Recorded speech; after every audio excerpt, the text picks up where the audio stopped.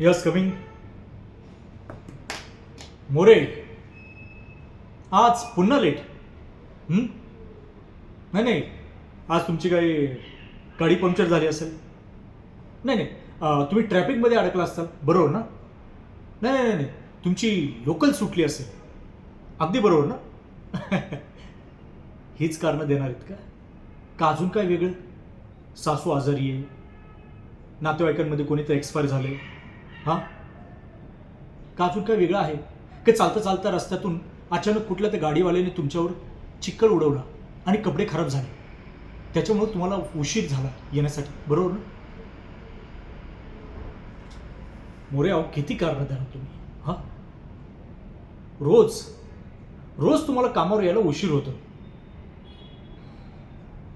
मोरे, मी आज ज्या बॉसच्या खुर्चीवर बसलो ना, हा इथपर्यंतचा प्रवास सोपा नव्हता. कारण मी कधीही कुणाला कारणं दिली नाहीत, म्हणून आज मी या चेअरवर बसलोय. आत्ता तरी सुधरा, अन्यथा मला तुमच्याबद्दलचा एखादा डिसिजन घ्यावा लागेल.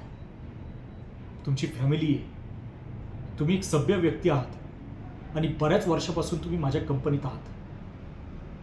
याच गोष्टींचा मी भान ठेवून मी तुम्हाला जॉबवर ठेवलेलं आहे.